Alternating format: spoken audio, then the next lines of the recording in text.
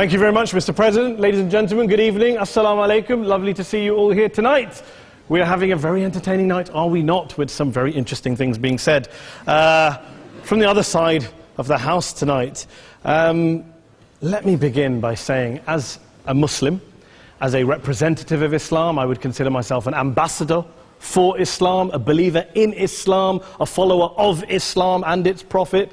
So, in that capacity, let me begin by apologizing to Anne-Marie for the Bali bombings. I apologize for the role of my religion and me and my people, for the killing of Theo van Gogh, for 7/7. Yes, that was all of us. That was Islam, that was Muslims, that was the Quran.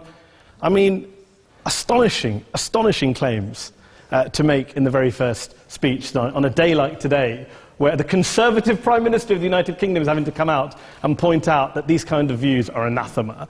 And I believe you're trying to stand for the Labour Party to become an MP in Brighton. If you do, and you make these comments, I'm guessing you'll have the whip withdrawn from you, but then again, UKIP's on the rise, they'll take you, the BNP, they might have something to say about your views. This is what Mehdi Hassan always does. By the way, just on a factual point, since we heard a lot about the second speaker, about how backward we Muslims all are, on a factual point, you said that Islam was born in Saudi Arabia. Islam was born in 610 AD. Saudi Arabia was born in 1932 AD. So you were only 1,322 years off. Not bad? Not bad start there. Talking of maths, by the way, a man named Al-Khwarizmi was one of the greatest mathematicians of all time, a Muslim, worked in the golden age of Islam. He's the guy who came up with not just algebra, but algorithms. Without algorithms, you wouldn't have laptops. Without laptops, Daniel Johnson tonight wouldn't have been able to print out his speech in which he came to berate us Muslims for holding back the advance and intellectual achievements of the West, which all happened without any contribution from anyone else other than the Judeo-Christian people of Europe. In fact, Daniel David Levering, the author of the Pulitzer Prize-winning historian and author of The Golden Crucible, points out that there would be no Renaissance, there would be no Reformation in Europe without the role played by Ibn Sina and Ibn Rushd and some of the great Muslim theologians, philosophers, scientists in bringing Greek texts to Europe. As for this being our university, I will leave that to the imagination as to who is our and who is there. I studied here too. An astonishing set of speeches so far making this case tonight. A mixture of just cherry-picked quotes, facts and figures, self-serving, selective, a farrago of distortions, misrepresentations, misinterpretations, misquotations. Daniel talked about my article in the New Statesman, which got me a lot of flack, where I talked about the anti-Semitism that is prevalent in some parts of the Muslim community, which indeed it is. Of course, I didn't say in that piece that it was caused by the religion of Islam. In fact, modern anti-Semitism in the Middle East was imported from, finish the sentence, Christian, Judeo-Christian Europe, where I believe some certainly bad things happened to the Jewish people. In fact, Tom Friedman, Jewish-American columnist in the New York Times, told me in this very chamber last week that he believed, had Muslims been running Europe in the 1940s, 6 million extra Jews would still be alive today. So I'm not going to take lessons in anti-Semitism from someone who's here to defend the Judeo-Christian values of a continent that murdered 6 million Jews. Moving swiftly on. Yes. Absolutely. Well, I'm about to make that point. No, I'm about to make that point. You're right. I agree with you. I agree with you 110%. That is my point. I don't think Europe is evil or bad. I'm a very proud European. I don't want to judge Europe on that basis, but if we're going to play this gutter game where we pull out the Bali bombing and we pull out examples of anti-Semitism in the Islamic community, then of course I'm going to come back and say, well, hold on. I mean, look, let's be very clear. Daniel here was a last-minute replacement for Douglas Murray, who had to pull out. And Douglas and I have a well-documented differences, but to be fair to Douglas, as to be fair to Anne-Marie and to Peter, atheists.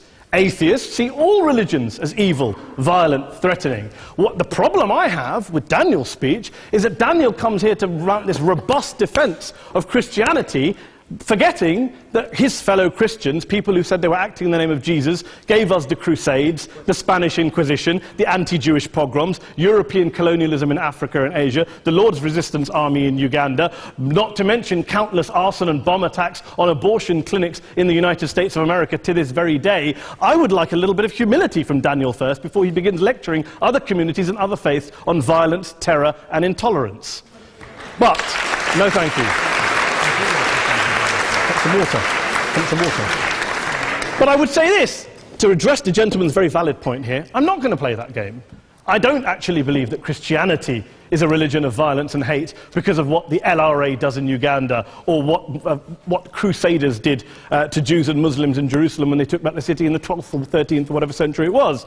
I believe that Christianity, like Islam, like pretty much every mainstream religion, is based on love and compassion and faith. I do follow a religion in which 113 out of the 114 chapters of the Quran begins by introducing the God of Islam as a God of mercy and compassion. I would not have it any other way. I don't follow a religion which introduces my God to me as a God of war, as some kind of Greek God of wrath, as a God of hate and injustice. Not at all. As Adam pointed out, you go through the Quran and you see the mercy and the love and the justice. And yes, you have verses that refer to warfare and violence. Of course it does. This is not a motion about pacifism. I'm not here to argue that Islam is a pacifistic faith. It is not.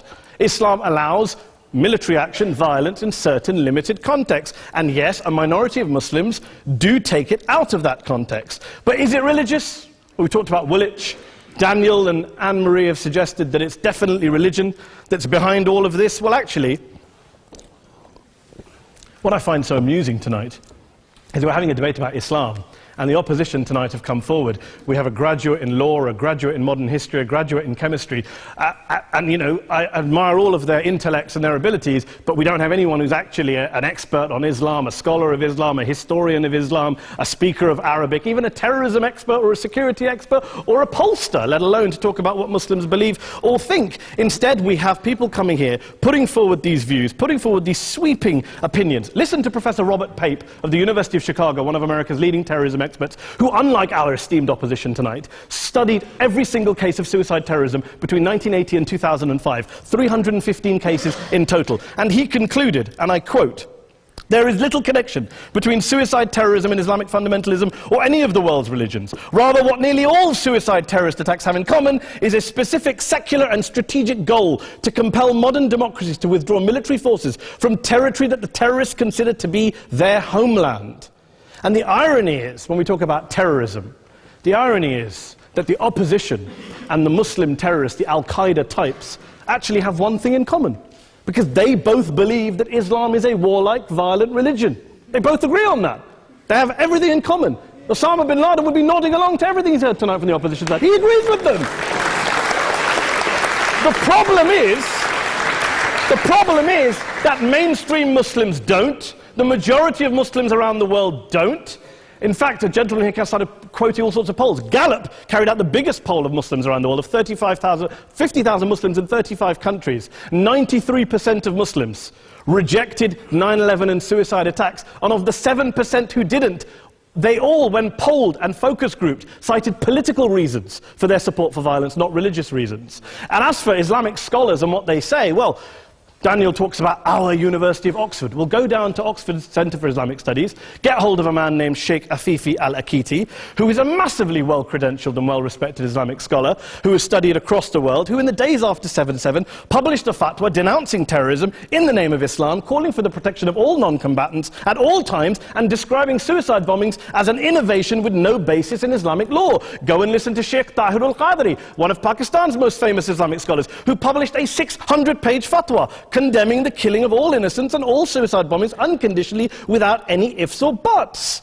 There's nothing new here. This is mainstream Islam, mainstream scholarship, which has said this for years. You don't go out and kill people willy-nilly in the high street or anywhere else, on a bus or a mall, based on verses of the Quran that you cherry-pick without any context, any understanding, any interpretation, or any commentary. Point of information. Please. Well, it doesn't happen apparently. I didn't say it doesn't happen at all. I never said it didn't happen. I don't blame Islam. Yes, it's a very good point. And a lot of us are campaigning against that. And we're campaigning against it in the name of Islam. We're campaigning against it in the name of various interpretations of Islam. Anne-Marie comes and scares us with her talk of Sharia law. I would like to see the book of Sharia law. It doesn't exist. People argue over what Sharia law is.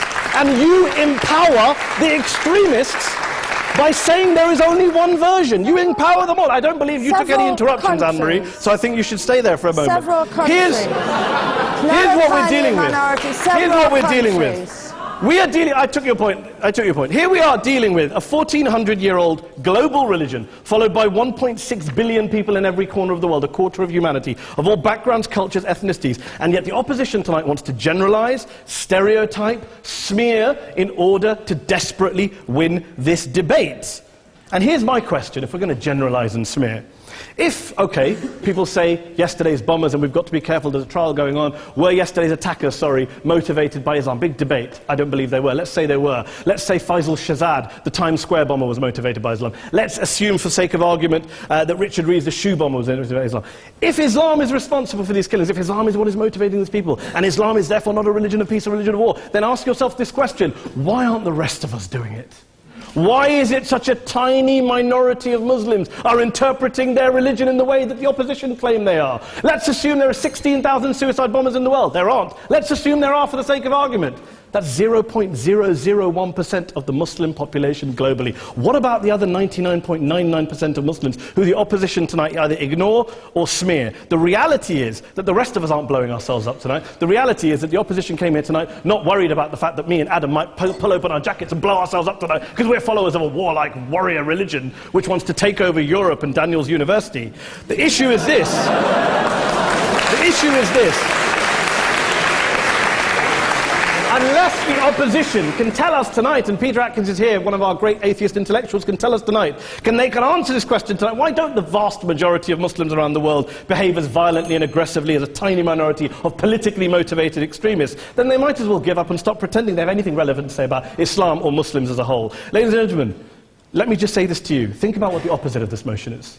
If you vote no tonight, think about what you're saying the opposite of this motion is. That Islam isn't a religion of peace, it's a religion of war, of violence, of terror, of aggression. That the people who follow Islam, me, my wife, my retired parents, my 6-year-old child, that 1.8 million of your fellow British residents and citizens, that 1.6 billion people across the world, your fellow human beings, are all followers, promoters, believers in a religion of violence. Do you really think that? Do you really believe that to be the case? They say that in the Oxford Union, the most famous debate was in 1933, when Adolf Hitler looked out for the result of the King and Country motion, where they voted against fighting for King and Country, and Hitler was listening out for the result. Well, tonight, 80 years on, there are two groups of people around the world who I would argue are waiting for the result of tonight's vote. There are the millions of peaceful, non-violent, law-abiding Muslims both in the UK, Europe, Asia, Africa and beyond, who see Islam as the source of their identity, as a source of spiritual fulfillment, of hope, of solace.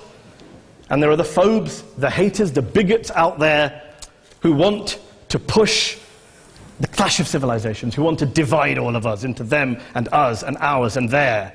Ladies and gentlemen, I urge you all not to fuel the arguments of the phobes and bigots. Don't legitimize their divisions. Don't legitimize their hate. Trust those Muslims who you know, who you've met, who you hear, who don't believe in violence, who do want you to hear the peaceful message of the Quran as they believe it to be taught to the majority of Muslims, the Islam of peace and compassion and mercy, the Islam of the Quran, not of Al-Qaeda. Ladies and gentlemen, I beg to propose this motion to the House. I urge you to vote yes tonight. Thank you very much for your time.